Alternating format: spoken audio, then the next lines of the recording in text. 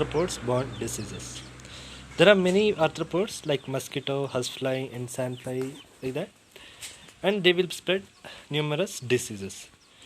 So, starting from mosquito, it spread various diseases like malaria, filaria, Japanese encephalitis or JE, dengue fever, West Nile fever, and yellow fever, etc.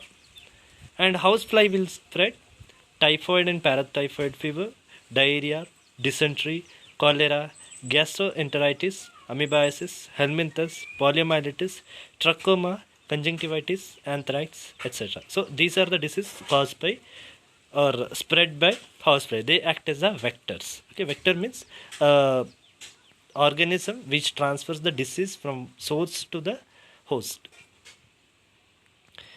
Next, moving to the sandfly. This will spread the diseases like Kala Azar, Oriental sore, sandfly fever, and Oraya fever, etc.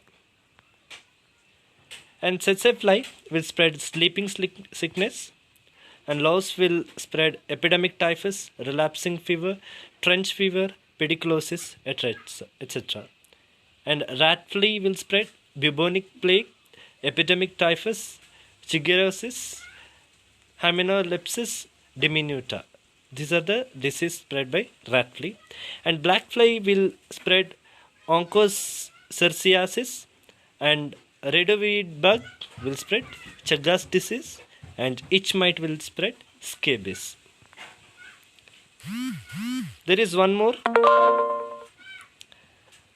hard tick which spreads tick typhus, viral encephalitis, viral fever, viral hemorrhagic fever, tularemia, tick paralysis, and babesiosis. These are the diseases spread by hard tick. And soft tick will spread Q fever, relapsing fever, and thrombiculid mite will spread scrub typhus, rickettasial pox, and cyclops will spread guinea worm disease, fish tapeworm disease, and cockroaches will spread enteric pathogens. So how they will transmit the disease? We have seen many arthropods spreading many of the disease, and we'll see how they will spread the diseases. First, by direct contact. Arthropods are directly transferred from man to man through direct contact. Example, scabies and pediculosis. If you touch the scabies man, you will get the scabies. And pediculosis will transfer when you sleep together from hair to hair, like that. Second one is mechanical transmission. That is, disease causing agents are transmitted mechanically by arthropods. Like example, transmission of diarrhea, dysentery, cholera, typhoid, trachoma, etc. by housefly. So housefly will act as a vector, and this will transmit the diarrheal causing bacteria or virus to the next host. Third one is by biological transmission. Disease agent multiplies or undergoes some developmental change or with multiplication in the arthropod host. This will, in the biological transmission, the organisms will grow and multiply in the arthropod host, and then they will spread. Under that, there are types. First one is propagative transmission. Here, disease agent undergoes no cyclic change but multiplies in the body of vector. Example, plague bacilli in rat flea. So, this is the example.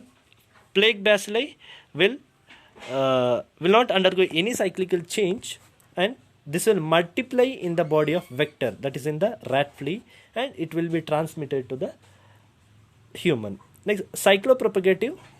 Disease agent undergoes cyclic change and multiplies in the body of vector. Example, malaria parasite in Anopheles mosquito. So, in the propagative, there was no cyclical change, but in the cyclopropagative, there was and there is cyclical changes, and still it will multiplies in the body of vector. Example is malaria parasite that will grow and multiply in the Anopheles mosquito. Third one is cyclodevelopmental. Here, disease agent undergoes cyclical change but doesn't multiply in the body of arthropods. Example, filarial parasite in Culex mosquito. So, whatever the bacteria or a virus or anything present in this vector, that will not multiply. How much is there? Only that much will be spread to the next human. That is in the cyclo-developmental transmission.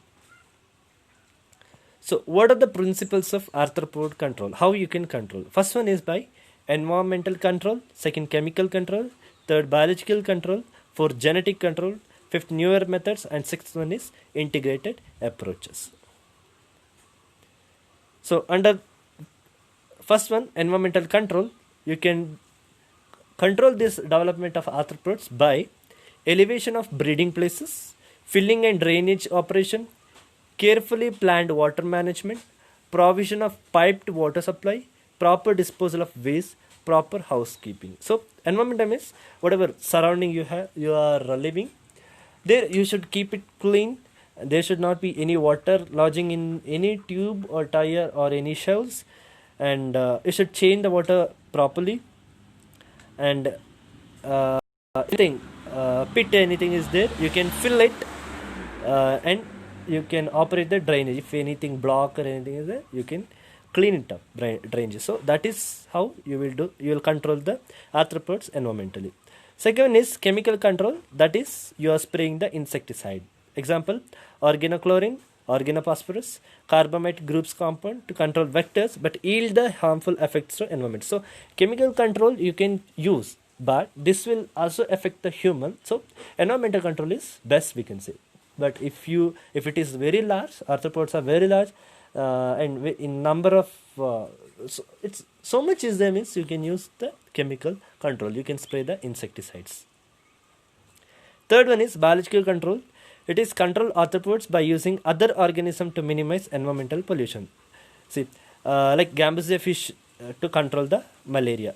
It is a larvivorous fish, means whatever larva of the any malaria parasite, like a mosquito, this will larva will be eaten by this Gambusia fish. So there is no development of the malaria causing this one mosquito, like Aedes aegypti or any dengue causing dengue causing mosquitoes. That is how you will control the biological control. Next, genetic control, that is male sterile technique. Cytoplasmic incompatibility and chromosomal translocations are found to be effective in small trials. So genetic control you can use to control the spread of arthropod, or you can control the arthropod by doing the sterilization of a male arthropod or male mosquito or any arthropod. You can sterilize the male. That means it cannot reproduce further. Okay. And newer methods are insect growth regulator, chemosterilants, and sex attractants. So these are new methods. Here the insect growth will be regulated and controlled. That will be reduced in the later. And chemosterilant, some of the chemicals are sprayed so that they will be sterilized. The arthropods will be sterilized permanently. They cannot reproduce. And sex attractants, some of the bees, chemically formed bees or any arthropods, it is developed manually and which will be act as sex attractant, and this will go and have sex with these manual made like robotic, might be robotic it is, some of the arthropods, so they cannot have a babies in the future. That is steriline. Next, integrated approach, combining two or more methods with a view to obtain maximum result with minimum effort and adverse consequences. So in the integrated approach you can use two or more approaches or methods to control the arthropods. So that's all about the arthropod disease. Thank you.